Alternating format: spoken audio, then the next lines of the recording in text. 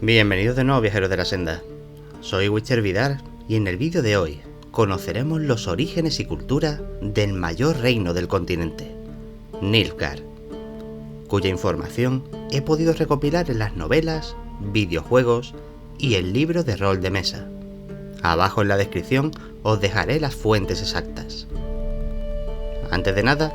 debo aclarar ciertos puntos. Comprobaréis que no profundizo en ciertos temas como el ejército o el culto al Gran Sol. Esto se debe a que he decidido hablar sobre ellos en futuros vídeos. De modo que tomaros esto como un primer acercamiento a la que es la civilización más avanzada del continente. No existen registros claros de cuándo tuvo comienzo la civilización nilfgaardiana, pero los historiadores creen que fue durante el siglo II, cerca del río Alba, lugar en el que los primeros pobladores del sur mezclaron su linaje con el de los elfos negros, asentados en los valles y llanuras de la zona, compartiendo así sus costumbres y creencias, llegando incluso a desarrollar una lengua propia derivada del idioma antiguo. Todos los asentamientos alrededor del Alba se mantenían independientes, poseyendo cada uno de ellos su propia cultura, maquinaria y tácticas militares. Sin embargo, algunos de los habitantes más belicosos de estos asentamientos comenzaron a invadir territorios vecinos, a cambio de ofrecerles seguridad ante posibles invasiones, apropiándose a su vez de lo mejor de cada nueva zona conquistada. Esta rutina se fue repitiendo durante años, creando de esta manera una nación que había heredado lo mejor de los territorios conquistados. En algún momento de la historia, esta nación se convirtió en el reino de Nilfgaard, cuya capital con el mismo nombre se ubicaba en la desembocadura del río Alba. No contento con sus victorias, continuó conquistando territorios vecinos. Cada pueblo que era asimilado debía aprender el idioma oficial y adoptar sus costumbres. Fue durante este periodo que varios reinos se adherieron a Nilfgaard, ya fuera mediante la fuerza o por voluntad propia, resultando en un territorio mucho más amplio y difícil de gobernar. Es por ello que se estableció un consejo conocido como el Senado, cuyo cometido era dirigir a los diferentes reyes repartidos por todo el reino. Mientras tanto, en la capital se creó el título militar de Imperator, siendo este el líder absoluto del ejército nilfgaardiano, pero sin ostentar ningún tipo de poder político. No sería hasta el siglo XII cuando el Senado sería derrocado por el Imperator Torres Bar Henreis, tomando así el poder y autoproclamándose emperador, constituyendo el hasta entonces reino de Nilfgaard en un imperio. Desde entonces, el emperador ostentaría el poder absoluto, mientras que las provincias sometidas serían controladas por gobernantes elegidos minuciosamente. Durante los años posteriores, se instituyeron diferentes reformas en el ámbito político, militar y social que mejoraron la vida de la población nilfgaardiana, convirtiéndose así en la civilización más avanzada del continente. Todo esto debido a la estabilidad económica y riqueza cultural que las continuas guerras y conquistas les proporcionaban. De hecho, son muchos los ciudadanos que una vez unidos al imperio acaban agradeciéndolo, pues terminaron disfrutando de una paz y orden que no podrían siquiera haber imaginado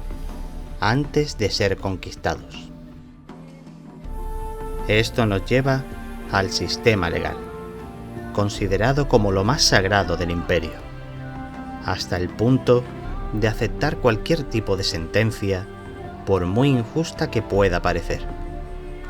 Esto supone que la criminalidad no sea tan notoria como en los reinos ajenos a su influencia, donde los asaltos de bandidos y las carnicerías indiscriminadas son el pan de cada día. Incluso los no humanos, quienes se encuentran abundantes entre la población, tienen su opinión favorable hacia el imperio, alegando que pueden ser estrictos, pero al final del día se sienten seguros y con la certeza de que no morirán a consecuencia de una turba enfurecida. Hay quien dice que esta tolerancia es debido a las raíces élficas de los nilfgaardianos originales, sobre la que se sostiene toda su cultura e idioma, haciendo que el respeto hacia los elfos, enanos, gnomos y medianos sea mayor que en cualquier otro lugar significativamente poblado por humanos. Pese a toda esta aparente tolerancia, hay que aclarar que solo los considerados verdaderos nilfgaardianos, nacidos en la capital y de ascendencia élfica, pueden ostentar a los grandes puestos de poder en la administración imperial, haciendo de este modo que las familias aristocráticas más antiguas sean las que se mantienen en el poder, pudiendo incluso presentarse como oposición al gobierno actual del emperador, pues al contrario de los reinos del norte, donde la soberanía de sus reyes es incuestionable, en Nilfgaard un emperador puede perder el acérrimo favor de su pueblo si muestra signos de debilidad e incompetencia. Esta recta exigencia ante la eficacia se traslada a todos los ámbitos del imperio, donde cada miembro de la sociedad, ejército, gremios y administración tienen un rol que cumplir a rajatabla, donde los fallos más nimios se pagan muy caros ante la ley, llegando a suponer sentencias que van desde latigazos, prisión y esclavitud hasta la pena de muerte. En el campo religioso, el imperio disponía de varios cultos repartidos por todo el territorio, cosa que cambió cuando Torres Bar Enreis oficializó el culto al Gran Sol. Este culto monoteísta, cuyo sumo sacerdote es el emperador, posee una única deidad absoluta, y esta es el Sol, el que puede dar vida y ser a la par cruel y destructivo. Pese a poseer una religión estatal, el imperio toleró la existencia de otros cultos con ciertas limitaciones, como la prohibición de los sacerdotes a involucrarse en la política y someterse al control del imperio y sus leyes, previniendo de este modo cualquier tipo de disturbio religioso que pudiese alterar el orden imperial. Como dato a resaltar en cuanto a las creencias nilfgaardianas, la mayoría de su población no cree en la existencia de los vampiros, lo cual resulta de lo más inquietante, pues según muchos brujos, los vampiros infestan el sur del continente. Pero esta negativa a su existencia lleva a pensar si estos vampiros han conseguido infiltrarse asombrosamente en el territorio imperial. Pese a las diferencias con los reinos del norte, existen ciertas similitudes en el campo de la magia, y es que el imperio dispone de dos academias de magia, la Academia Imperial cerca de Lothgrin y la eficiente Academia de Magia Weision Hall, ubicada en Vicóvaro. Esta última es un enorme complejo con la capacidad de albergar cientos de alumnos con capacidades mágicas, los cuales serán enviados a la menor señal de poder sobre el caos. Todo con el claro objetivo de instruirlos en el uso de la magia, a la par que les recuerdan la suma lealtad que le deben procesar al imperio. Algo difícil de olvidar para los alumnos, pues durante toda su estancia en las academias estarán constantemente vigilados por cazadores de magos y guardias repartidos por todo el complejo, quienes no dudarán en no solo administrar los castigos pertinentes a todo aquel que ose realizar el más mínimo fallo, sino también acabar con todos aquellos incapaces de controlar su poder. Es necesario añadir que los magos y hechiceras, al contrario que en el norte, no se les permite asistir a reuniones de la corte, y mucho menos aconsejar a sus superiores, salvo en casos muy aislados. Otro complejo famoso en la capital es la Academia Nilfgaardiana, donde las mayores familias de la aristocracia crean una amplia red de contactos. Pero el lugar más reconocido de la institución es la Biblioteca Imperial, la que según muchos es equiparable a la de Oxenfurt, atrayendo a sus puertas a todo tipo de artistas, músicos y eruditos, quienes quedan cautivados ante tan majestuoso archivo bajo la atenta vigilancia de los guardias. En cuanto a la moda, esta es extremadamente refinada y devota a la enseña nacional, siendo el negro y dorado los colores más utilizados en sus ropajes, los cuales están decorados con bordados dorados o el escudo de armas imperial. Hasta tal punto llega su refinamiento que la barba es considerada antiestética. Hay quien teoriza que este ímpetu por las ropas limpias y refinadas, así como un rostro inmaculado, se debe a la búsqueda de los nilfgaardianos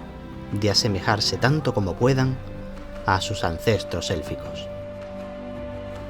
Continuando con las cuestiones de etiqueta, existe una gran particularidad en el Imperio, y esta es el sumo respeto a la figura femenina, disfrutando de unos derechos mayores que cualquier mujer del norte, sea cual sea su estatus social.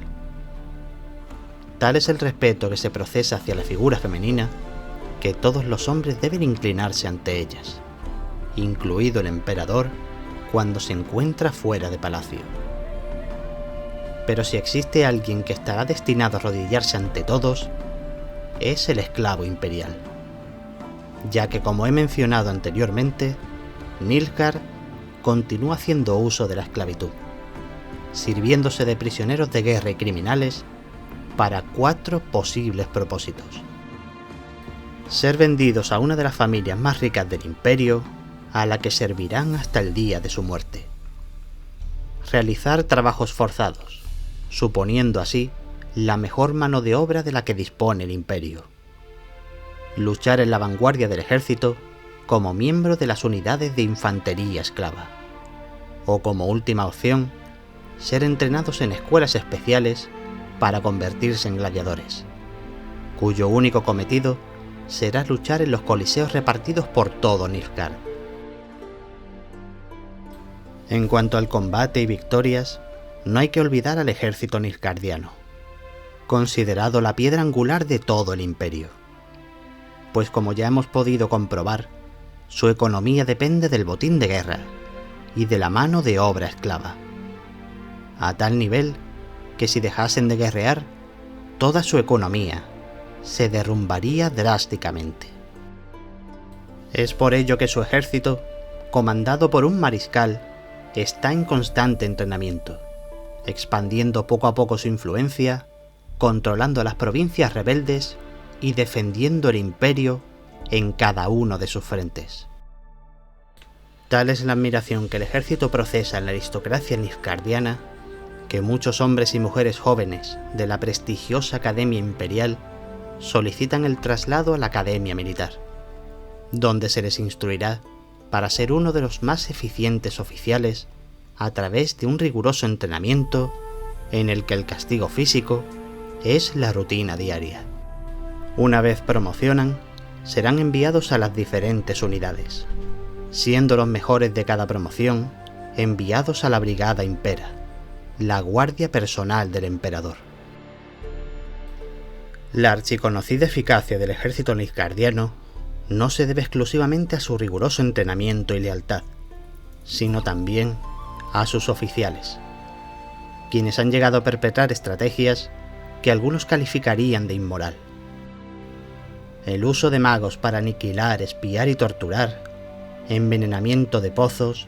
obligar a la infantería esclava a realizar ataques suicidas, matanza de civiles. En el ideario nilfgaardiano, todos son métodos válidos para la victoria. Sin embargo, y para sorpresa de muchos, la conquista de la mayoría de los territorios no ha sido mediante una declaración de guerra ni muchísimo menos. A menudo, ha bastado con desplegar a los espías de la inteligencia militar nilfgaardiana en territorio enemigo, para posteriormente enviar un asesino con el fin de eliminar al líder o rey en cuestión. Una vez reinaba el absoluto caos, los diplomáticos imperiales pactarían la rendición del inexperto heredero del recién asesinado líder, consiguiendo así una nueva conquista habiendo desgarrado un único cuello.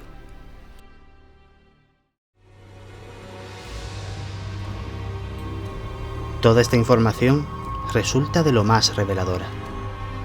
pues muchos puntos de la constante propaganda contraria al imperio, expedida por los reinos del norte, han resultado ser falacias y calumnias. Pero no por ello hay que errar al creer que la belicosa Nilfgaard es la mejor alternativa frente al gobierno del norte. Las comparaciones y debates sobre este asunto han sido constantes en las aulas de Oxenfurt, llegando a defender cada gobierno, apelando al pequeño sacrificio necesario para disfrutar de un gobierno próspero. Sin embargo, poco importa los debates realizados, pues existe una realidad innegable, a la que tarde o temprano todo reino fuera del imperio tendrá que afrontar, y es que Nilfgaard ambiciona un mundo unificado bajo el gran sol, y esta será su meta hasta el fin de sus días.